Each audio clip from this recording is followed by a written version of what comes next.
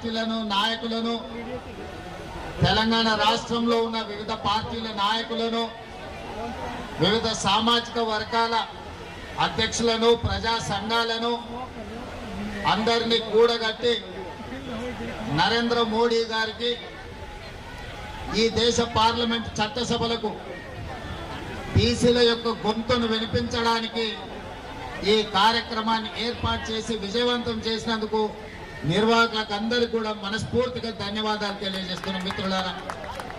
మిత్రులారా ఈరోజు ఈ కార్యక్రమానికి ఒక ఆలోచన స్ఫూర్తి రాహుల్ గాంధీ గారు కన్యాకుమారి నుంచి కశ్మీర్ వరకు మండు టెండల్లో, మంచు కొండల్లో 150 రోజులు 4000 కిలోమీటర్లు పాదయాత్ర చేస్తూ తండాలలో, గూడాలలో, మారుమూల పల్లెల్లో బలహీన వర్గాలను, దళితులను, గిరిజనులను, ఆదివాసులను, మహిళల్ని, మైనారిటీలను కలుసుకుంటూ వాళ్ళ కష్ట సుఖాలు తెలుసుకుంటూ వాళ్ళతో ఆలోచనలు పంచుకుంటూ ఆ పాదయాత్రలో భాగంగా మా బలహీన వర్గాల సోదరులు, బహుజనులు అందరూ కూడా మా జనాభా లెక్కలు తేల్చండి అని వారు అడిగారు. ప్రధానంగా చట్టసభలలో రిజర్వేషన్లు రావాలన్నా, స్థానిక సంస్థలలో రిజర్వేషన్లు కొనసాగాలన్నా న్యాయస్థానాలు ఒకే ఒక మాట అడిగినాయి, మీరు ఎంతున్నారు, మీ లెక్క ఎంత, మీ లెక్క తెలవకుండా మీకు రిజర్వేషన్ ఇవ్వడానికి లేదు అని న్యాయస్థానాలనే. ఈ అంశాన్ని పాదయాత్ర సందర్భంగా మా సంఘాల సోదరులు రాహుల్ గాంధీ గారి దృష్టికి తీసుకెళ్ళారు. రాహుల్ గాంధీ గారు మా అందరితో చర్చించినప్పుడు దీనికి శాశ్వతమైన పరిష్కారం జనగణనతో పాటు కులగణన జరగాలి, ఈ దేశంలో ఎవరు ఎంతమంది ఉన్నారో లెక్క తేలాలి, దామాష ప్రకారం నిధులు నియామకాలు చేపట్టాలి అనే ఆలోచన కాంగ్రెస్ పార్టీ నిర్ణయం తీసుకున్నది. ఇది కాంగ్రెస్ పార్టీ విధానపరమైన నిర్ణయం. ఒక్కసారి కాంగ్రెస్ పార్టీ విధానపరమైన నిర్ణయం తీసుకున్నప్పుడు రాహుల్ గాంధీ గారు స్పష్టంగా పాదయాత్ర సందర్భంలో చెప్పిండు, మేము ఎక్కడ అధికారంలోకి వచ్చిన వెంబడే కులగణన చేసి తీరుతాము, కేంద్రంలో కూడా ఎర్రకోట మీద జెండా ఎగిరేసి ఈ దేశంలో జనగణనలో కులగణను చేర్చి ప్రతి కులం యొక్క లెక్క తేల్చి ఉద్యోగ ఉపాధి అవకాశాలే కాదు రాజకీయ రిజర్వేషన్లు కూడా పెంచుతాం దామాష ప్రకారం అని చెప్పి రాహుల్ గాంధీ గారు చెప్పడం జరిగింది. మరి మిత్రులారా, ఈరోజు పార్టీ విధానపరమైన నిర్ణయం తీసుకొని రాహుల్ గాంధీ గారు ఈ దేశంలో ఉన్న 70 కోట్ల బలహీన వర్గాలకు మాట ఇస్తే ఆ మాట నిలబెట్టాల్సిన బాధ్యత ప్రతి ఒక్క కాంగ్రెస్ పార్టీ కార్యకర్తగా ఉన్నది. అందులో భాగంగానే నేను ఏ సామాజిక వర్గమైనా నా మీద ఏ ఒత్తిడి ఉన్నా రాహుల్ గాంధీ గారు ఇచ్చిన మాటను నిలబెట్టడానికి మొదటి సంవత్సరంలోనే, అసలు వాస్తవంగా చెప్పాలంటే డిసెంబర్ 7 నాడు మనము ప్రభుత్వాన్ని ఏర్పాటు చేస్తే ఫిబ్రవరి 4, 2024 నాడే శాసనసభలో మా మిత్రుడు పొన్నం ప్రభాకర్ గారి చేత తీర్మానాన్ని ప్రవేశపెట్టి 100 రోజులు తిరగక ముందే బలహీన వర్గాల లెక్క తేల్చడానికి చట్టసభలలో తీర్మానం చేసిన చరిత్ర మా ప్రభుత్వాన్ని, రాహుల్ గాంధీ గారి నాయకత్వం. అక్కడి నుంచి మొదలుపెట్టి ఆ ప్రక్రియను ఫిబ్రవరి 4, 2025 నాటికి పూర్తి చేసి చట్టసభలలో ప్రవేశపెట్టినాం. అందుకే ఫిబ్రవరి 4 తారీఖును ఈ రోజు సోషల్ జస్టిస్ డేగా ఎప్పటికీ శాశ్వతంగా జరుపుకోవాలని రాష్ట్ర ప్రభుత్వం నిర్ణయం తీసుకొని ఫిబ్రవరి 4ను సోషల్ జస్టిస్ డేగా ఈ రోజు మనం నిర్ణయించుకున్నాం. మిత్రులారా, ఇవాళ మీరు ఆలోచన చేయండి, ఆనాడు తెలంగాణ ఉద్యమం జరిగిందే ఉద్యోగాల కోసం, ఉపాధి కోసం. తెలంగాణ రాష్ట్రం ఏర్పడిన తర్వాత ప్రభుత్వంలో ఉన్న ఉద్యోగ ఖాళీలను భర్తీ చేయమని విద్యార్థులు, నిరుద్యోగ యువకులు గల్లీ నుంచి ఢిల్లీ వరకు కొట్లాడి, కానీ ఆనాడు అధికారంలో ఉన్న ముఖ్యమంత్రి అయిన కుమారుడు ఉద్యోగ నియామకాలు చేపట్టలేదు. ఎన్ని పోరాటాలు చేసినా, ఎంతమంది పిల్లలు కొట్లాడినా, ఎంతమంది పిల్లలు ప్రాణాలు ఇచ్చినా ఆనాడు అధికారంలో ఉన్న వాళ్లకు చెవికి ఎక్కలేదు. అందుకే ఎన్నికల సందర్భంగా పాదయాత్ర చేసినప్పుడు నేను తెలంగాణ నిరుద్యోగ యువకులకు ఒక మాట చెప్పిన, ఇక మీరు ఉద్యోగాలు ఇవ్వండి అని అడగకండి, తండ్రి కొడుకుల ఉద్యోగం ఊడగొట్టండి, మీ ఉద్యోగాలు మీ ఇంటికి వస్తాయని ఆనాడు నేను చెప్పిన. ఆ మాట ప్రకారం తెలంగాణలో ఉన్న యువకులు తండ్రి కొడుకుల ఉద్యోగం ఊడగొడితే సంవత్సరం తిరిగే లోపల 59,000 ప్రభుత్వ ఉద్యోగ నియామకాలు చేపట్టి మా ప్రభుత్వం చిత్తశుద్ధిని నిరూపించుకున్నది. మరి ఇవాళ మిత్రులారా, బలహీన వర్గాల కోరిక అసంబద్ధమైన కోరిక కాదు, బలహీన వర్గాల కోరిక సంబద్ధమైన కోరిక. ఈ రోజు మీది ధర్మమైన కోరిక. ఒక ధర్మమైన కోరిక నెరవేర్చడానికి ప్రభుత్వాలు ముందుకు రావాలి, బాధ్యత తీసుకోవాలి. కానీ భారతీయ జనతా పార్టీ ఈనాడందుకు సిద్ధంగా లేదు. వాళ్ళకి విధానపరమైన ఆలోచననే బలహీన వర్గాలకు వ్యతిరేకం. ఇంతకుముందు మిత్రుడు శ్రీనివాస్ గౌడ్ చెప్పిన అంశాలను నేను మళ్ళొకసారి చెప్పదలుచుకున్నా. ఆనాడు మొరార్జీ దేశాయ్ గారు ఈ దేశంలో ఉన్న బలహీన వర్గాల లెక్క తేల్చాలి, ఈ జనాభాలో జాతుల యొక్క లెక్క తేలాలి అని మండల్ కమిషన్ ను నియమించి మండల్ కమిషన్ ద్వారా నివేదిక అడిగాడు. ఆ మండల్ కమిషన్ ఈ దేశంలో 52% బలహీన వర్గాలు ఉన్నారు, 27% రిజర్వేషన్ ఇవ్వాలి అని వారి ప్రతిపాదన ఇచ్చారు. కానీ కొంతకాలం వాయిదా పడ్డది. విపి సింగ్ గారు వచ్చిన తర్వాత ఈ మండల్ కమిషన్ ను దుమ్ము దులిపి దీన్ని అమలు చేసి మొదలు పెడితే ఆనాడు భారతీయ జనతా పార్టీ కుట్ర చేసి మండల్ కమిషన్ కు వ్యతిరేకంగా కమండల్ యాత్రను చేపట్టి ఈ దేశంలోనే మండల్ కు వ్యతిరేకంగా కమండల్ విధానాన్ని తీసుకొచ్చింది భారతీయ జనతా పార్టీ. ఆ భారతీయ జనతా పార్టీ ప్రతినిధే ఈ రోజు నరేంద్ర మోడీ గారు ప్రధానమంత్రి ఈ దేశంలో ఉన్నాడు. నేను ఈ రోజు ఒక మాట చెప్పదలుచుకున్నా. శ్రీమతి ఇందిరాగాంధీ గారు దళితులు కాదు, ఆదివాసీ కాదు.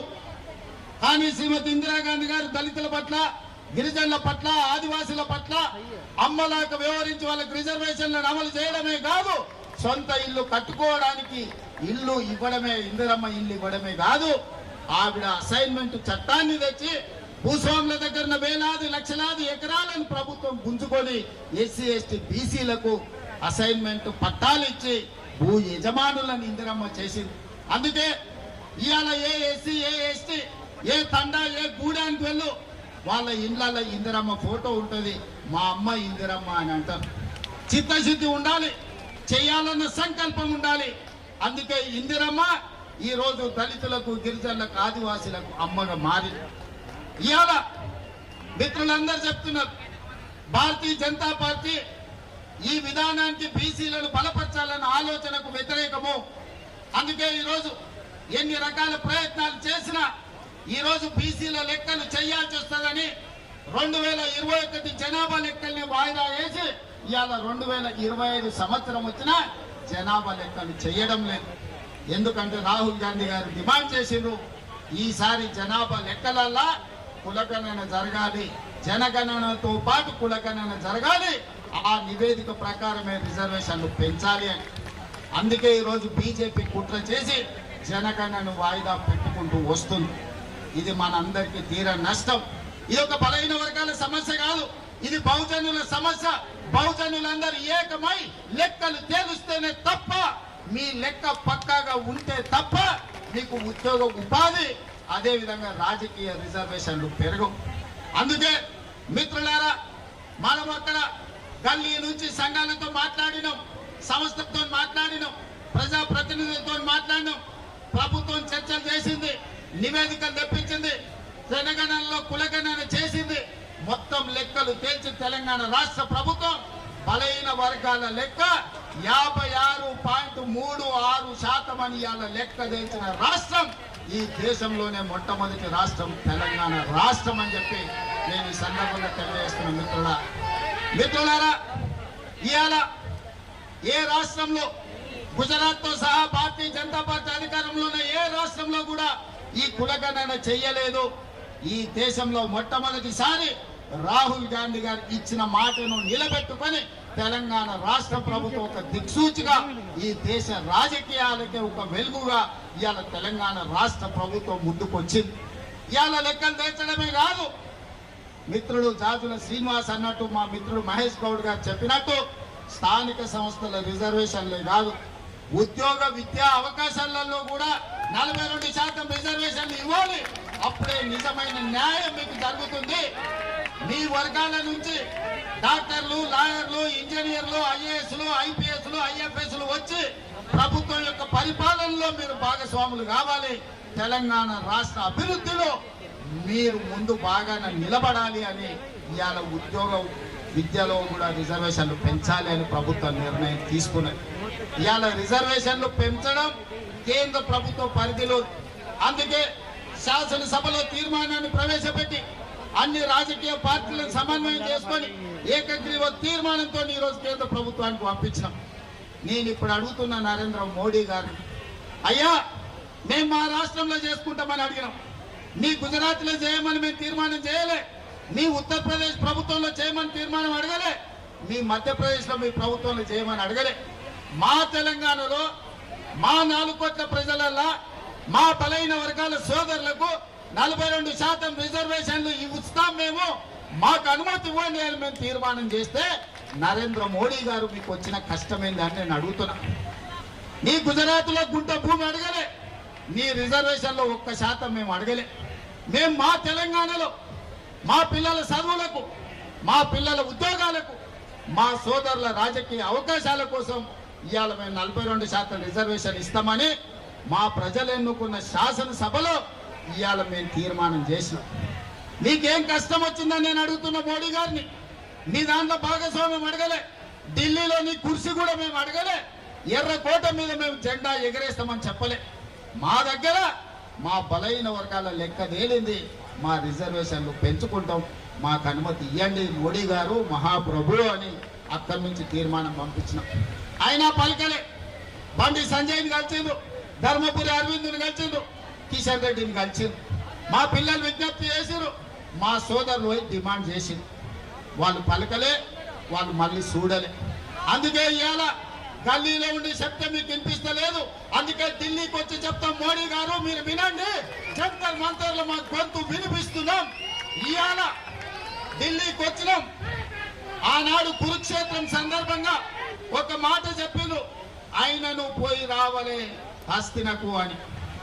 ఆయనను పోయి రావలేను హస్తినకు అని యుద్ధానికి ముందు, కురుక్షేత్ర యుద్ధానికి ముందు పెద్దలు చెప్పారు. దాంట్లో భాగంగానే మా బలైన వర్గాల సోదరులతో కలిసి ఆయనను హస్తినకు వచ్చింది.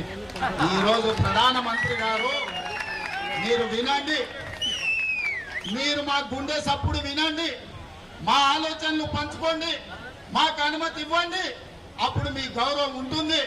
అదే తెలంగాణకు మిమ్మల్ని పిలిచి పార్టీలకు అతీతంగా 10 లక్షల మందితో బహిరంగ సభ ఏర్పాటు చేసి ప్రధానమంత్రిగా మిమ్మల్ని సన్మానించే బాధ్యత నేను తీసుకుంటా.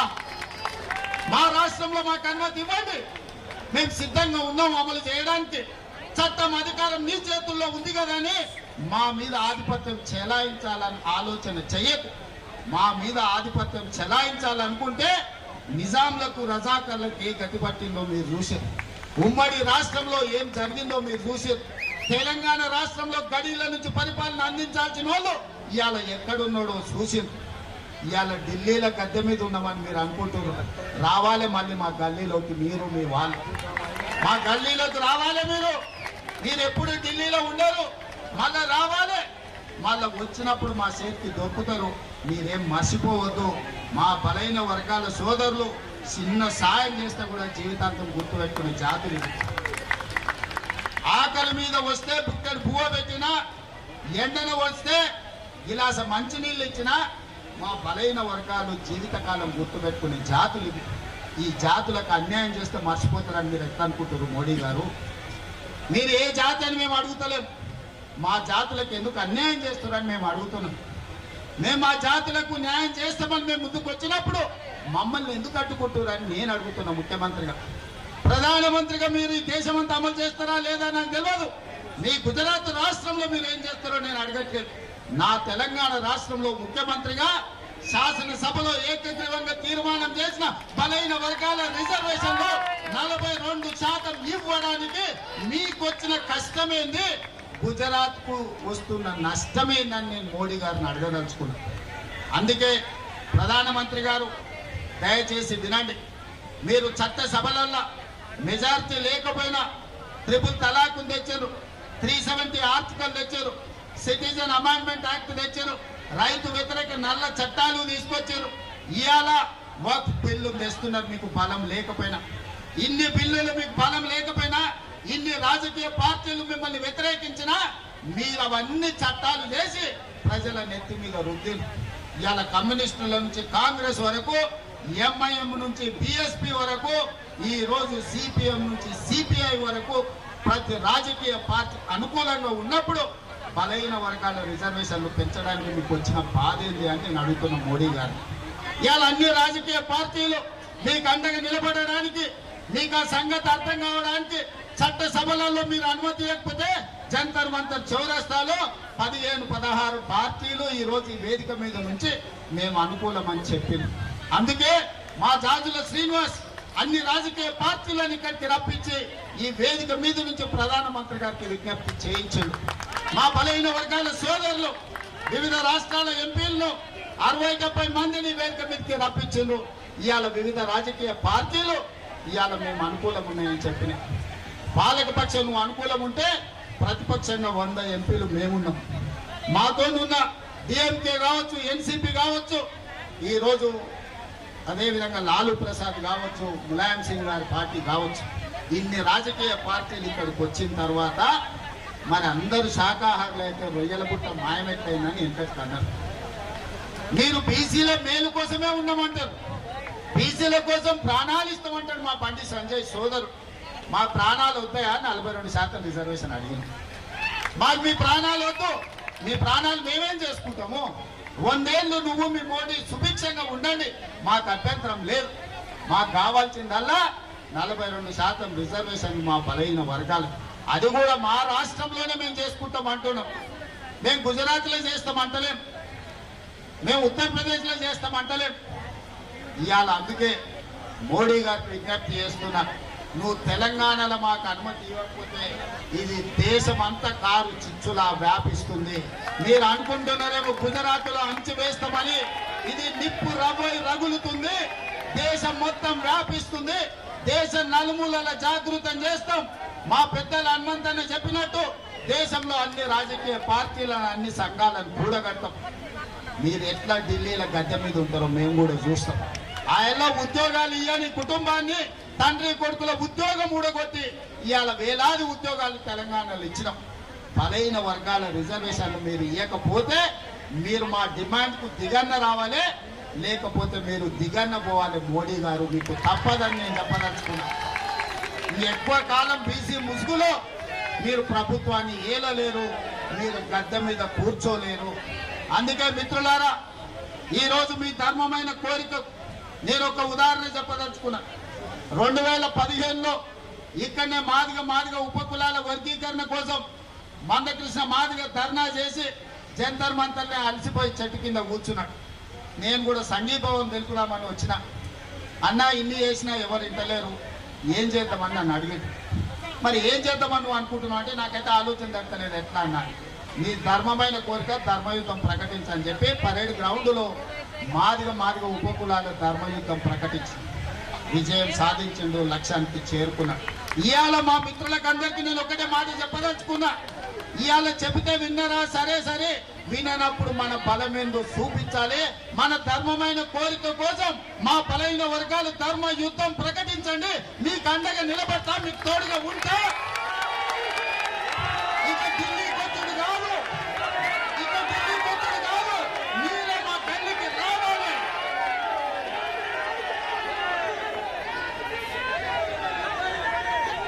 నరేంద్ర మోడీ గారు వినండి, ఇక రాము ఢిల్లీకి, మీరే మా గల్లీలకు రావాలి. మా ధర్మమైన కోరిక కోసం ఈ రోజు ఇక్కడికి వచ్చినాం. సంధిలో భాగంగానే మీ దగ్గరకు వచ్చి మీ విజ్ఞప్తి చేసినాం. కురుక్షేత్రంలో ఆనాడు కృష్ణుడు చెప్పిండు, సయోధ్య కుదుర్చుకుందాం, 5 గ్రామాలు ఇయ్యమని. కానీ దుర్యోధనుడు వినలేదు, విర్ర వీగిండు. చివరికి కురుక్షేత్రంలో ఏం జరిగిందో మీరు చూసింది. ఇవాళ కూడా మా తెలంగాణ రాష్ట్రంలో మాకు అనుమతి ఇచ్చండి, మా బలైన వర్గాలకు 42% రిజర్వేషన్ మేము ఇచ్చుకుంటామని మేము అడుగుతున్నాం. సయోధ్యలో భాగంగానే నరేంద్ర మోడీ గారికి ఈనాడు అస్థినకు వచ్చి మేము విజ్ఞప్తి చేస్తున్నాం. ఇక మళ్ళీ విజ్ఞప్తులు తీసుకొని మళ్ళీ అస్థినకు రాం. మీరు ఎట్లా గల్లీలకు వస్తారో చూస్తాం. తొందరలోనే మా బలైన వర్గాల సోదరులకు, మా బహుజన సోదరులకు నేను విజ్ఞప్తి చేస్తున్నా. అదే పరేడ్ గ్రౌండ్ లో ధర్మ యుద్ధం ప్రకటించండి. 10 లక్షల మందితో మన బలమేందో చూపిద్దాం.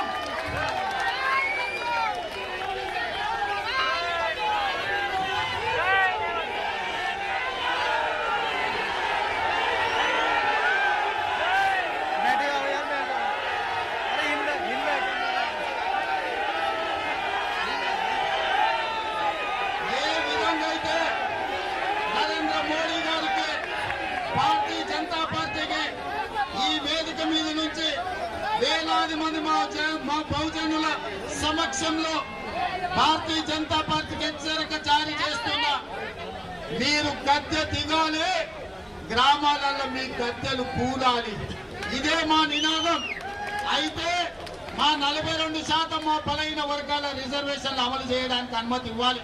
ఒకవేళ మా బలైన వర్గాల 42% రిజర్వేషన్లకు మీరు చట్టాలను మార్చి మాకు సాయం చేయకపోతే మీరు గద్దె దిగాల్సిందే, మీ గద్దెలు కూలాల్సిందే. గ్రామాలలో మా బలైన వర్గాల సోదరులారా, ఇప్పుడు రాకపోతే ఎప్పుడు రాదు, ఇప్పుడు రాకపోతే ఎప్పటికీ రాదు. ఇంత ఊపు మళ్ళీ దేవు. ఈనాడు నేను విజ్ఞప్తి చేస్తున్నా. మీకు అండగా నిలబడే మీ సోదరుడు తెలంగాణ రాష్ట్రానికి ముఖ్యమంత్రిగా ఉన్నాడు. ఎవరు ఏమనుకున్నా మీకు అండగా నిలబడే ధర్మం నా మీద ఉన్నది. రాహుల్ గాంధీ గారి మద్దతు మీకున్నది. రాహుల్ గాంధీ గారి నాయకత్వంలో మీకోసం కొట్లాడి గల్లీ నుంచి ఢిల్లీ వరకు ఏకం చేసి అన్ని రాష్ట్రాలలో బలాన్ని కూడగట్టి బలైన వర్గాల రిజర్వేషన్లు తీర్చే బాధ్యత కాంగ్రెస్ పార్టీ రాహుల్ గాంధీ గారు తీసుకుంటారు. ఇవాళ మీరందరూ ఏకమై రేపు జరగబోయే ధర్మ యుద్ధంలో మన బలమేందో పరేడ్ గ్రౌండ్ లో ప్రదర్శించండి. ఎట్లా మోడీ దిగిరాడో, ఎట్లా మన రిజర్వేషన్లు మన ఇంటికి రావు. ఒకవేళ అది రాకపోతే ఎర్ర కోట మీదనే మనమే జెండా ఎగరేసుకుందాం సోదరులారా. ఇవాళ బలైన వర్గాల గొంతు బలహీనం అనుకోకు. మేము గౌరవంగా ఉన్నాం, మీ గౌరవం ఇచ్చినాం. అందుకే ఇవాళ జంతర్ మంతర్కు వచ్చినాం. మమ్మల్ని తక్కువ అంచనా వేస్తే ఎర్రకోట మీద జెండా ఎట్లా ఎగరేసుకోవాలో మా సోదరులందరికీ తెలుసు. మేమందరం కలిసి ఎర్రకోట మీద జెండా ఎగరేస్తాం, మా రిజర్వేషన్లను సాధించుకుంటామని తెలియజేస్తూ ఇక్కడికి విచ్చేసిన వేలాది మంది మా బహుజనులకు అందరికీ ధన్యవాదాలు తెలియజేస్తూ సెలవు తీసుకుంటున్నాం మిత్రులారా.